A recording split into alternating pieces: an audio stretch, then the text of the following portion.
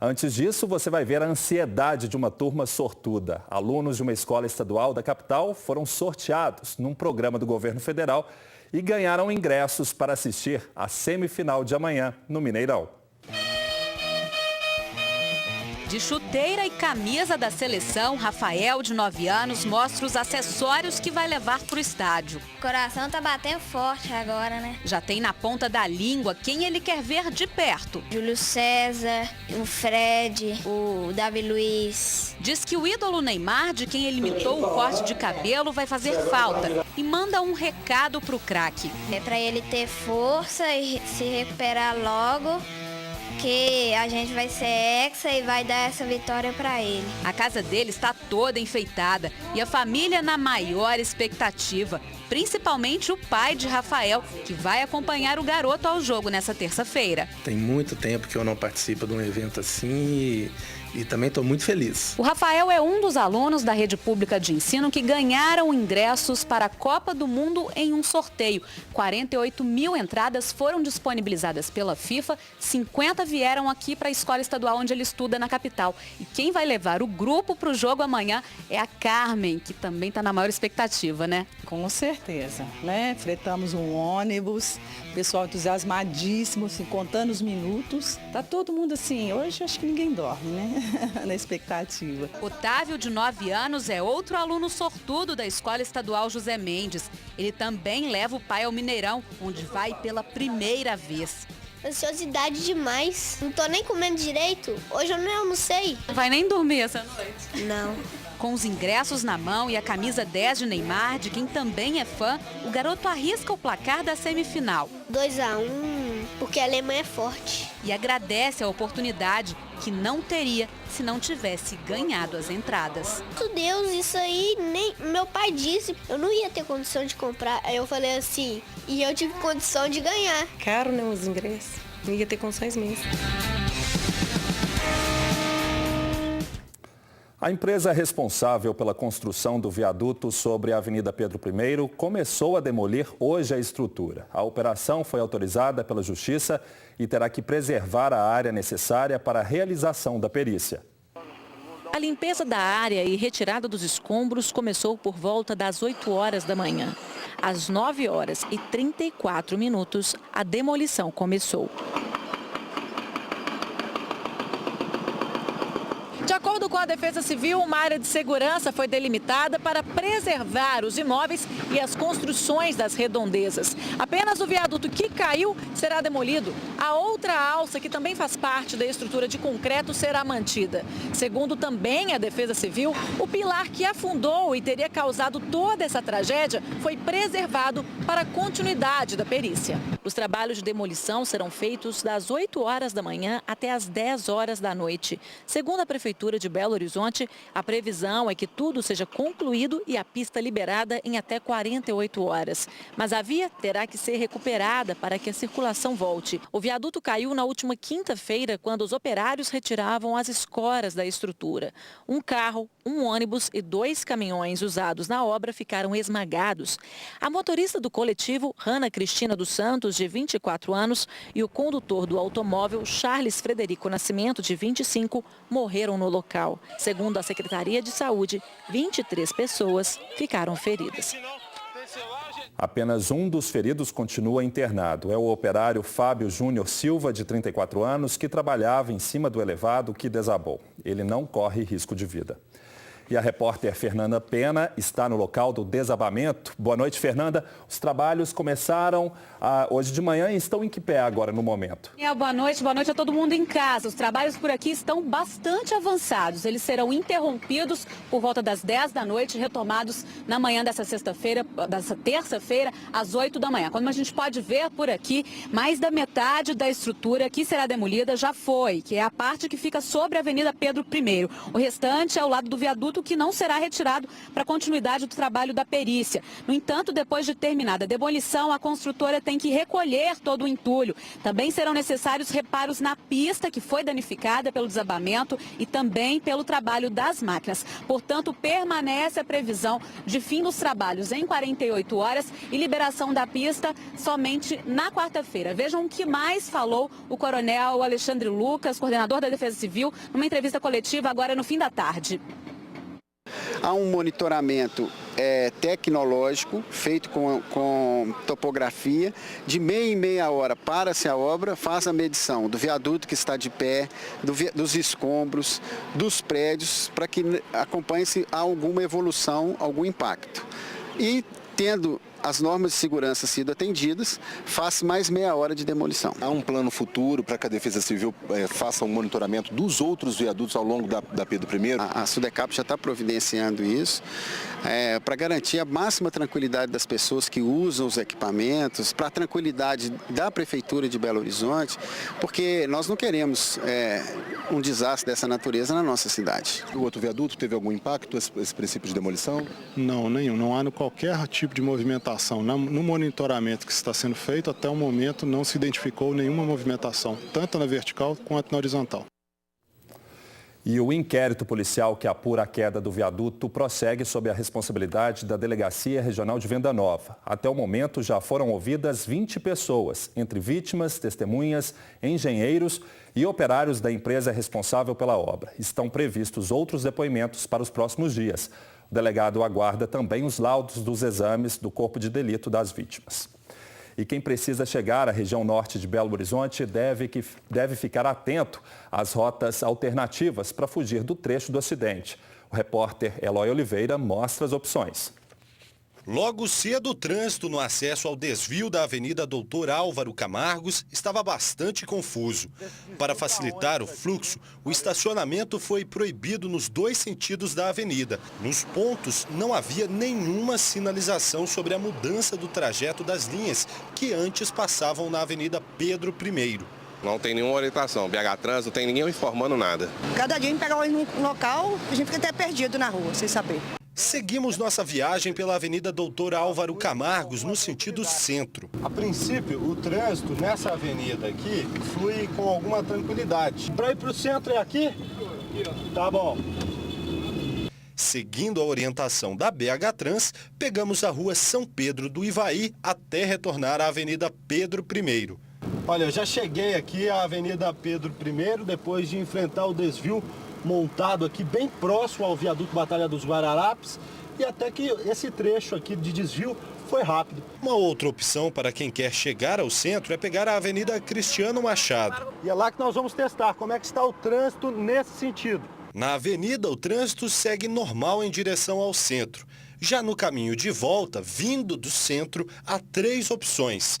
Uma pela Avenida Cristiano Machado, a outra é seguir pela Avenida Pedro I e pegar o viaduto recém-inaugurado na Avenida João Samarra, em direção à Venda Nova. Se quiser mais uma opção, o motorista pode passar por dentro do bairro Planalto.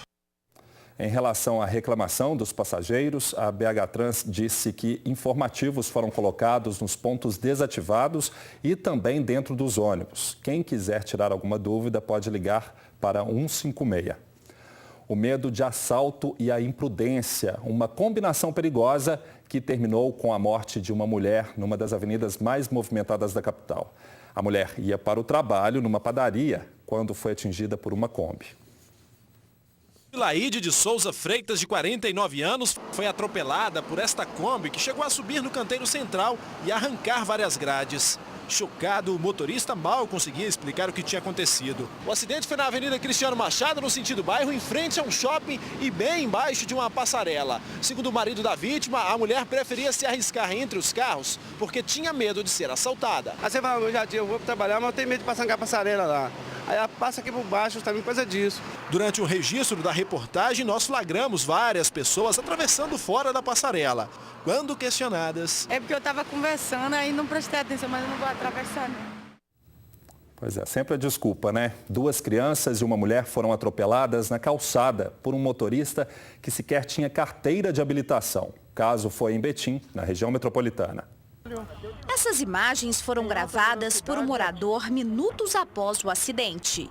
As duas garotinhas, de 6 e 11 anos, já estavam na ambulância do SAMU. De acordo com a PM, Luiz Henrique Moreira de Barros, de 29 anos, é o condutor do Palio que atingiu as crianças. Ele não tem habilitação. O motorista seguia no sentido bairro-centro de Betim. Ele contou à polícia militar que perdeu o controle da direção após ser ultrapassado por um veículo. A mãe e as crianças estavam neste ponto de ônibus. O carro só foi parar quando bateu nesta árvore. Uma das vítimas foi projetada a uma distância de cerca de 4 metros. Olha só, aqui no chão, as marcas de sangue. Este vizinho escutou o barulho da batida e saiu de casa às pressas para ajudar as vítimas. Barulho forte e ajudei a tirar o moço dentro do carro só. E a menina está deitada no chão. Liguei a bateria e apaguei o fogo. Está pegando fogo, eu que apaguei o fogo lá. As irmãs e a mãe, que moram perto do local do acidente, foram encaminhadas ao Hospital Regional de Betim. Já o motorista do veículo foi levado para um hospital particular. Segundo os moradores, não é a primeira vez que acontece acidente neste trecho da Avenida Marco Túlio Isaac. A Associação do Bairro Nova Baden já protocolou pelo menos 6 ofícios na Prefeitura solicitando melhorias na sinalização. É o descaso da Transbetim com os pedidos que a associação tem feito. A Transbetim, que os moradores têm feito, nós provamos para eles que tem acidente no local, mas parece que eles estão descansando, né? Estão esperando morrer mais gente para poder tomar uma providência.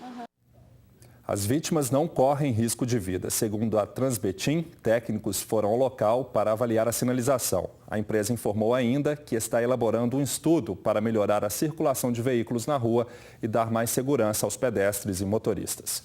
Em Uberaba, no Triângulo Mineiro, um homem morreu ao ser atingido por uma peça que caiu de um caminhão. O acidente foi na MG 427.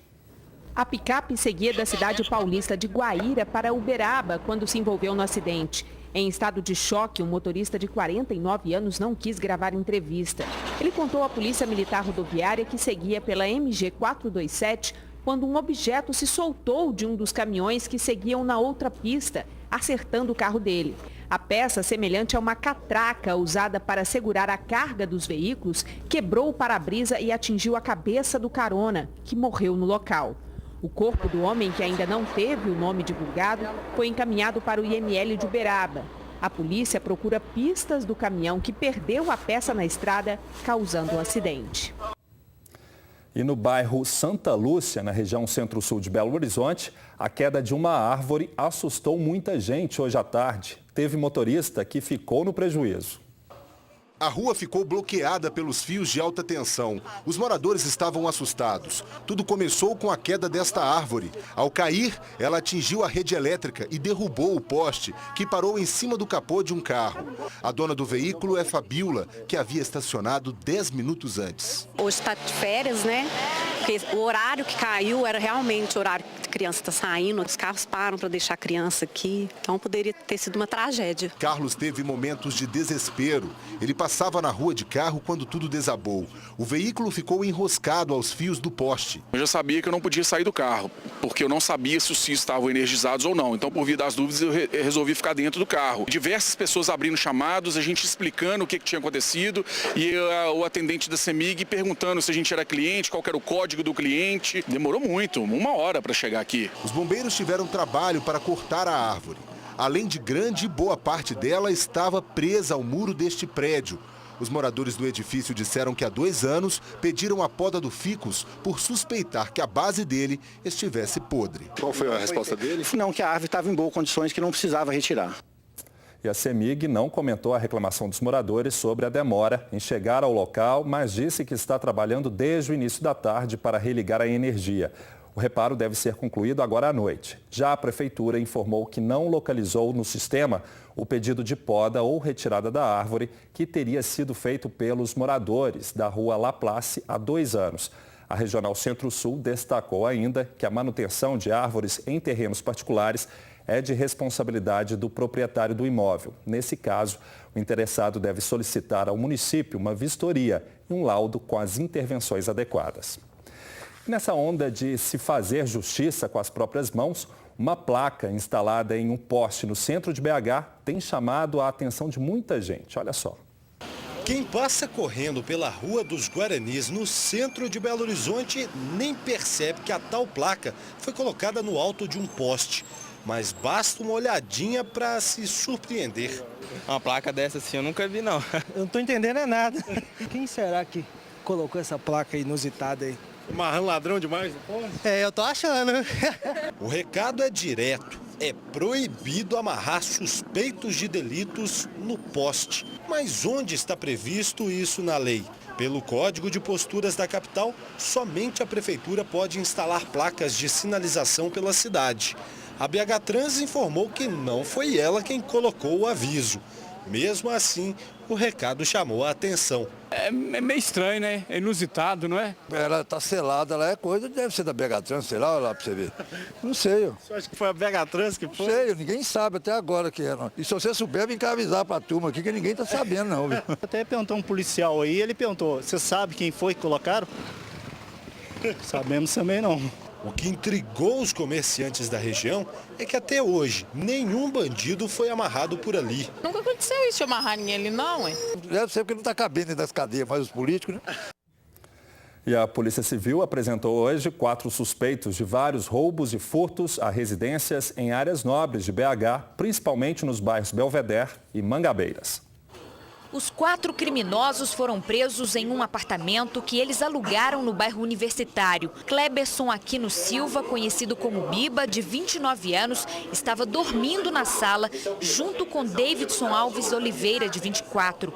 Derek Rabelo de Carvalho, de 23 anos, e Matheus Moraes da Silva, de 21, dormiam no quarto. Parte do material roubado estava no chão da sala, logo na entrada do apartamento. Com os criminosos foram apreendidas 8 armas, entre elas 2 submetralhadoras de fabricação caseira e uma americana, além de munição de diversos calibres, computadores, TVs, dezenas de garrafas de bebidas importadas, adegas climatizadas, 4 veículos e grande quantidade de joias.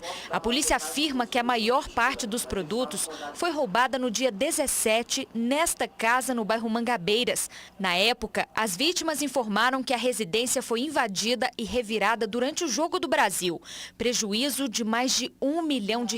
Eles fazem levantamentos diversos, escolhendo os imóveis que atendem às suas expectativas, imóveis de bairros de luxos aqui, e após eles fazerem o levantamento, conseguem adentrar. Apesar das prisões em flagrante, as investigações continuam. É que a polícia agora quer chegar até os outros integrantes do grupo, que envolvem inclusive mulheres. Biba, Derek, Matheus e Davidson vão responder por associação criminosa, porte ilegal de armas e lavagem de dinheiro. A mulher do goleiro Bruno visitou o marido pela primeira vez no presídio de Francisco Sá, no norte de Minas. A dentista Ingrid Calheiros passou 6 horas com o companheiro, que já virou celebridade no local. Ingrid chegou sozinha na penitenciária de Francisco Sá. Estou bem ansiosa para saber como é que ele está. Acredito que ele esteja sendo bem tratado. Antes de entrar na penitenciária, Ingrid pegou uma senha e aguardou na fila. O encontro durou cerca de 6 horas. A adaptação dele tá sendo boa, né? Elogiou a alimentação. De acordo com Ingrid, Bruno já se acostumou com a rotina aqui da penitenciária de Francisco Sá. A única preocupação do goleiro agora é com a seleção brasileira na Copa do Mundo e com o atacante Neymar. Eu falei para ele que, né, infelizmente aconteceu essa fatalidade, mas aí ele estava preocupado de ter sido alguma coisa mais séria. Mas aí eu falei com ele que, graças a Deus, ele, assim, não vai ter nenhum tipo de sequela, enfim, tá? Que vai ficar tudo bem com ele, que em breve, infelizmente, vai perder a Copa, mas em breve ele tá aí de novo. O motorista Plínio foi visitar um familiar. Ele e outras 6 pessoas encontraram com Bruno e pediram autógrafos. Eu fiquei surpreso, né, por ele me autografar e tal, a blusa aqui, fiquei feliz por isso. Bruno foi transferido para Francisco Sá no início de julho.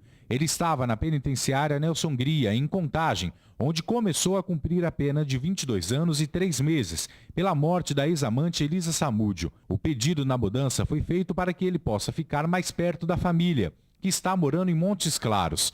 Na semana passada, os advogados foram para a penitenciária. Eles esperam agora conseguir a liberação de Bruno para jogar no Montes Claros Futebol Clube. time da 2ª divisão do Campeonato Mineiro, que fechou um contrato de 5 anos com o goleiro. Eu estava preocupada, estava 3 semanas sem vê-lo, mas agora o coração acalmou. A cidade de Uberaba não vai ser mais tema do samba enredo da Escola de Samba Grande Rio em 2015.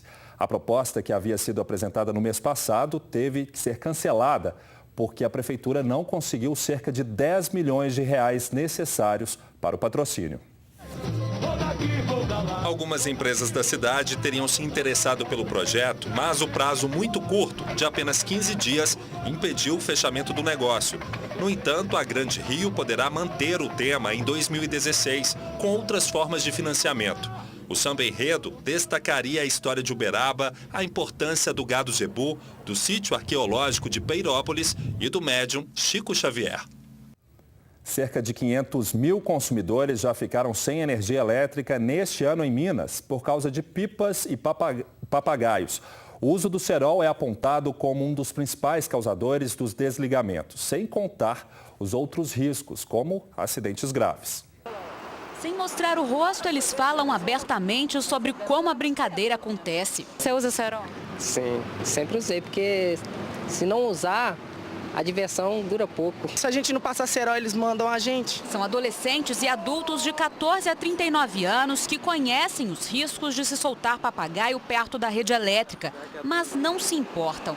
Nem com os dedos feridos pelo cerol, nem com os casos de quem já se machucou seriamente por causa dele. No momento que ele estava soltando papagaio, aí foi mandado e a linha foi passando sobre o fio e eu não sei, acho que cortou, foi cortando e ele tomou choque e ele foi sendo arrastado. Aí ele foi puxar assim, um fio encostou no outro, aí deu um curto. A gente é ciente, que tem um risco, tem um perigo. O principal risco é o choque elétrico. A consequência do choque elétrico, ele vai ter queimaduras graves, de 3º grau, perda de membros e, em muitos casos, até a morte. Mas além dos registros de morte e de pessoas feridas gravemente depois de tentar retirar papagaios presos na rede elétrica, há também os prejuízos à população. Desde o início do ano, foram mais de 2.000 ocorrências de interrupção no fornecimento de energia no estado, deixando mais de 500 mil pessoas sem luz. O cerol é condutor, ele pode causar choque elétrico, provocar curto-circuito e, consequentemente, uma interrupção no fornecimento. O pessoal vai ficar sem energia até que seja recuperado esse circuito. Apesar do trabalho constante da CEMIG para retirar papagaios presos aos fios, principalmente nessa época do ano, e dos alertas para as pessoas brincarem longe das ruas e da rede elétrica, é preciso que quem solta papagaio se conscientize. Não tem medo não. Mas é diversão, né? Igual a gente vê, motoqueiro, às vezes, cortado com a linha de cerol, ninguém quer, né? Mas a gente continua nessa imprudência. Confira agora no mapa a previsão do tempo para amanhã, terça-feira, em Minas.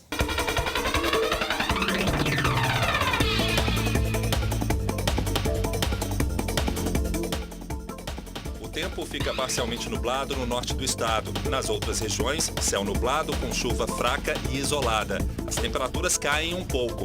Em BH, mínima de 14 e máxima de 24 graus.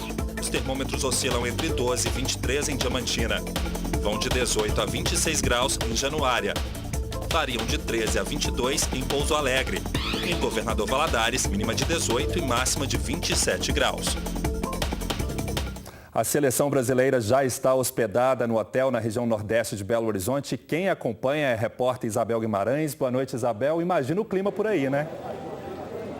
Boa noite, Dani. Boa noite a você que acompanha o Jornal da Alterosa, 2ª edição. E realmente, clima de chegada de seleção é aquela loucura. A galera não para de gritar um segundo.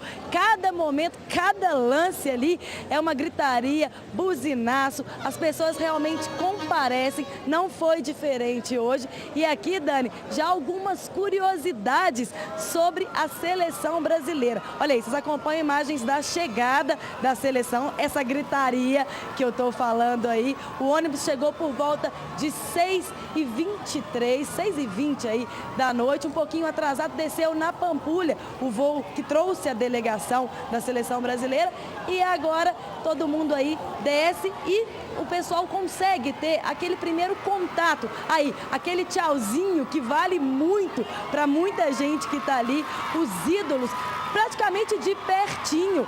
É impossível assim não se emocionar. E os ídolos como Jô, Bernard, Vitor, né, que originalmente aqui do futebol mineiro, até mesmo o próprio Fred, todo mundo não para de gritar. E claro, o Davi Luiz, que é a nova sensação do momento. E desde cedo, Dani, eu acompanho a movimentação aqui do pessoal que vem ver realmente a seleção. E olha como foi essa festa. Olha a animação do pessoal mesmo antes da chegada da seleção brasileira. Hulk, Hulk, Hulk, Hulk, Hulk, Hulk, Hulk, Hulk, Hulk. Rapaz, esse pessoal aqui chegou 2 horas da tarde, tá espremida na grade do hotel em que a seleção brasileira vai ficar, para ver só o Hulk? Sim! Além daquele pessoal que fica espremido na grade, olha aí, viaduto, passarela, todo mundo se aglomera para acompanhar a chegada da seleção brasileira. Pessoal que chega muito cedo na esperança de ver os jogadores, de poder passar aquela palavra de incentivo. É bonito de se ver e o povo não arreda o pé enquanto a seleção não chega. Gente, não é qualquer seleção. A Alemanha é uma senhora, né, seleção. Dá medo ao Brasil confiante que chega na final. Nós vamos comer chucrute. E na final o churrasco argentino. Isso! Com certeza, com certeza. É, não estamos com medo de ninguém, de nada. Brasil na final e de hexa. Brasil na cabeça. E nesse clima a gente encerra com música nova da Dona Terezinha para o Brasil. E animação total, né, Dona Terezinha? Vamos lá na música. Vai, vai, Brasil! Eu quero ver Brasil jogar. Faz um gol pro Neymar, que a bola vai entrar. Uma peça, Dona Terezinha. E daqui a pouco a chegada dos alemães a Belo Horizonte para o jogo desta terça. A gente volta já já. E durante uma passada no Mercado Central de BH, nossa equipe encontrou hoje um grupo de alemães confiante na vitória do Brasil. Eles são fáceis de serem identificados no meio da multidão. Geralmente são altos, louros. Os alemães, olha só, facinho de encontrar aí aqui no Mercado Central. Este é o Nils, a Iva e o Marcos, que vão conversar um pouquinho com a gente aqui. Vieram por causa do jogo, é claro, de amanhã. What are you feeling here in this place, proving our foods? Oh yeah, the cheese spread. We're gonna buy one more now, so that's really nice. And tomorrow, the game. Say for me the score of the game. We think it's 2-1 for Brazil, because we hope it's a big party when Brazil wins, and we hope Brazil wins the World Cup. Esta edição termina aqui. Fique agora com todas as informações sobre a partida entre Brasil e Alemanha no Alterosa no Ataque. Obrigado pela companhia. Eu volto amanhã um pouco mais tarde, às 7h20. Tchau.